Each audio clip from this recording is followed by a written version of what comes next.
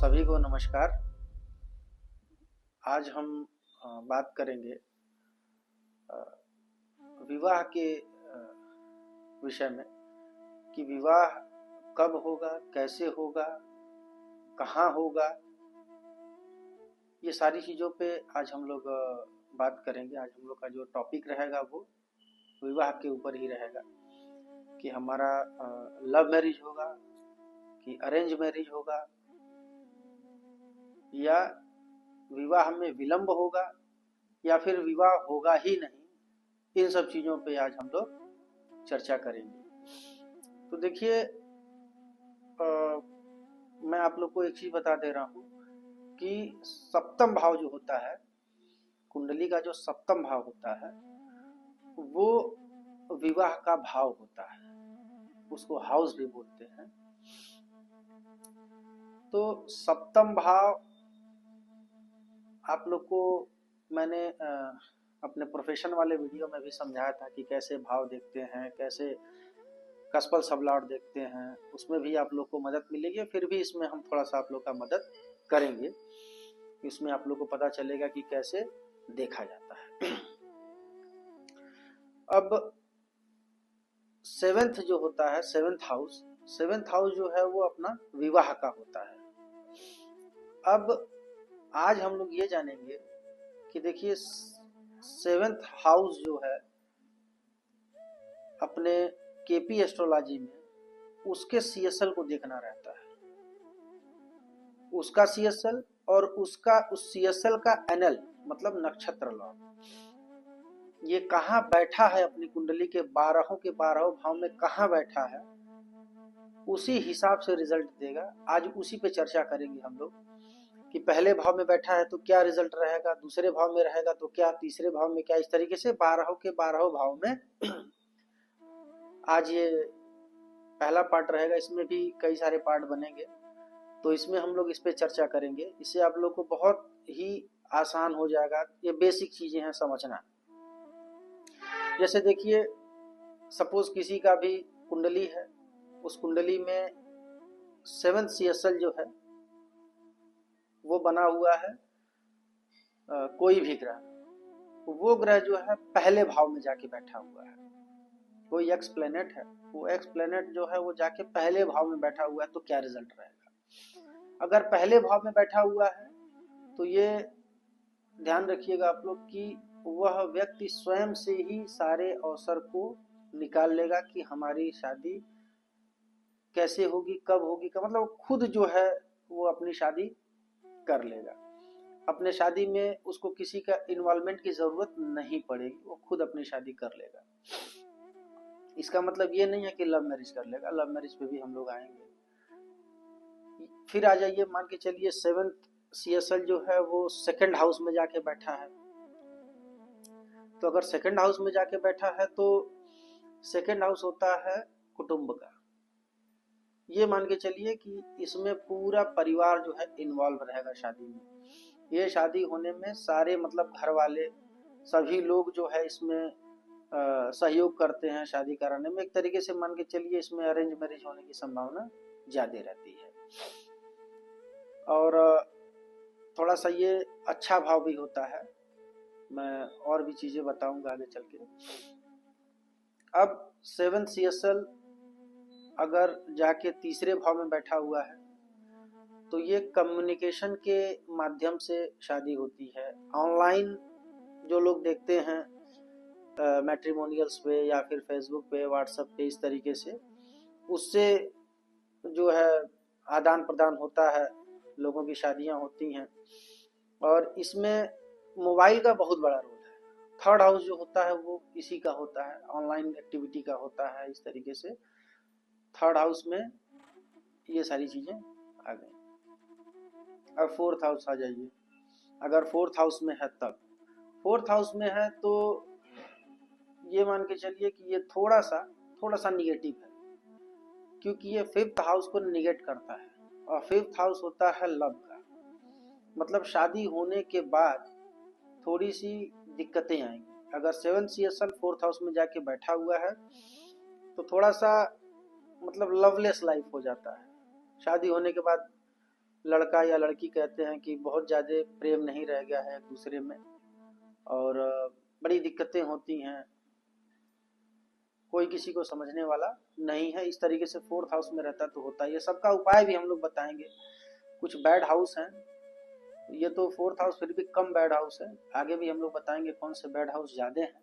तो bad house को भी हम लोग कैसे सही करेंगे वो भी आप लोग को बताया जाएगा। अब आ जाइए, अगर 7 सीएसएल बैठा हुआ है 5th हाउस में, तो ये सबसे बढ़िया हाउस है, क्योंकि ये प्रेम का भाव ही है और इसी में लोगों की लव मैरिज होती है, और 110% इसमें लव मैरिज ही होती है। और इसमें शादी होने के बाद लोगों में प्रेम व्यवहार भी बहुत अच्छा रहता है, एक खुशनुमा जिंदगी रहती है। मतलब ये बहुत अच्छा भाव माना जा सकता है। अब आ जाइए 6th हाउस में। तो 6th हाउस जो है वो थोड़ा सा बैड हाउस माना जाता है, थोड़ा सा नहीं, कुछ ज्यादा ही बैड हाउस माना जाता है। अगर 6th हाउस में 7 सीएसएल बैठा हुआ है तो लड़ाई झगड़ा करवाना, प्रॉब्लम करवाना, नोक झोंक करवाना। देखते होंगे कि बहुत सी लोग हैं वो अपने वाइफ से खुश नहीं है, वाइफ से हमेशा उनका लड़ाई झगड़ा चलते रहता है। एक दुश्मन होता है ना, एक जो दुश्मन होता है वो अपनी वाइफ, अपना हस्बैंड ही अपना ही दुश्मन बन जाता है। ऐसा ये भाव है अगर इस भाव में बैठा हुआ है तब। 7th हाउस में आ जाइए, अगर 7th सीएसएल 7th हाउस में ही बैठा हुआ है तो इससे बढ़िया कुछ है ही नहीं, ये सबसे बढ़िया है। अब आ जाइए 7th सीएसएल अगर 8th हाउस में बैठा हुआ है। अगर 8th हाउस में बैठा हुआ है तो ये मान के चलिए ये कष्ट का भाव है। इससे लोगों को बहुत दिक्कतें होती हैं, बहुत तनाव रहता है जीवन में, बहुत ज्यादा स्ट्रेस रहेगा, पति को पत्नी के प्रति, पत्नी को पति के प्रति, बहुत ही स्ट्रेस। आपको एक छोटी सी बात बता दे रहा हूँ, ये तो जनरली शादी की बात हो गई।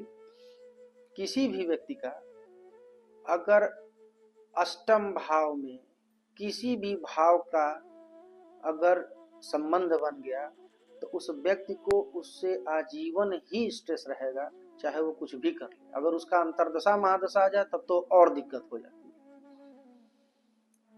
ये मैं आप लोग को एक बहुत बढ़िया सूत्र दिया हूँ, इसको नोट कर लीजिएगा आप लोग, कि अगर अष्टम भाव में अष्टम भाव का संबंध किसी भी भाव से अगर हो जाए तो उस भाव से संबंधित जो भी चीजें हैं उससे दिक्कत होनी ही होनी है, स्ट्रेस होनी ही होनी है।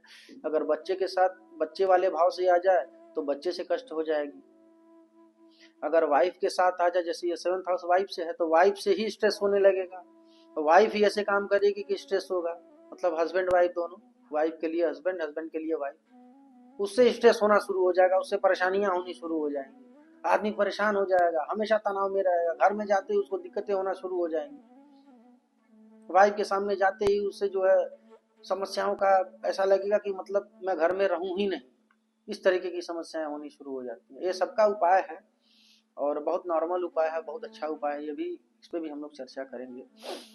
अब आ जाइए 7 सीएसएल अगर 9th हाउस में, एक बहुत ही अच्छा प्लेसमेंट है ये भी। इसमें देखते होंगे कि जिनके हस्बैंड या वाइफ दोनों मतलब जो है बहुत पूजा पाठ करने वाले, बहुत जो है भगवान को मानने वाले, और हमेशा जो है उनके घर में पूजा पाठ चलते रहेगा, पत्नी पूजा पाठ करते रहेगी या हस्बैंड जो है वो पूजा पाठ करते रहेगा, एक बहुत आइडियल हाउस है ये। गुरु का भाव है, बहुत बढ़िया भाव होता है। शादी के बाद ऐसे लोगों का भाग्य में वृद्धि हो जाती है, भाग्य जो है इनका बदल जाता है, बहुत बढ़िया हो जाता है भाग्य, ये बड़ा अच्छा भाव है। अब आ जाइए 10th हाउस। 10th हाउस को मैं मानता हूँ कि थोड़ा सा निगेटिव है, लेकिन बहुत निगेटिव नहीं है, अच्छा भी है।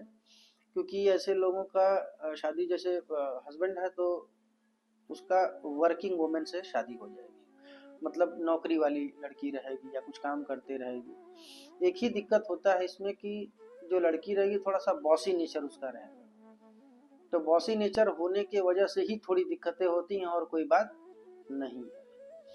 11th हाउस पे आ जाइए। 11th हाउस जो है वो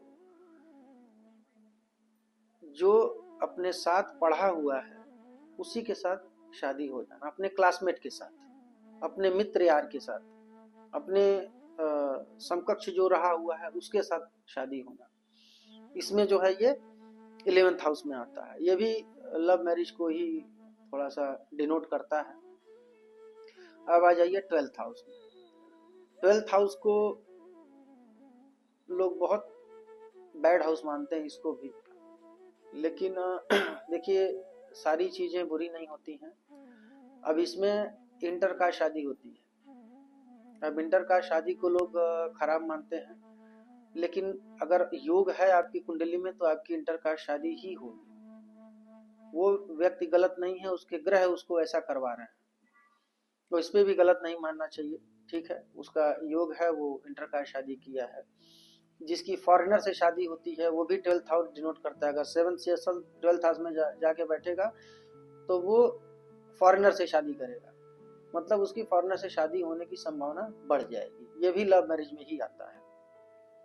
आप देखे होंगे कि जिनकी शादियां घर वाले नहीं करते हैं तो वो भाग के शादी करते हैं, ये भी 12th हाउस से ही आता है। वो भाग के शादी करेंगे, घर वाले रोकेंगे, भाग के शादी होगी, क्योंकि इंटर का शादी रहेगी।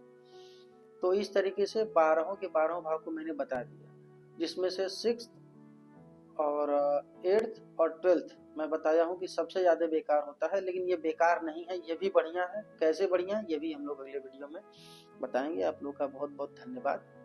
नमस्कार।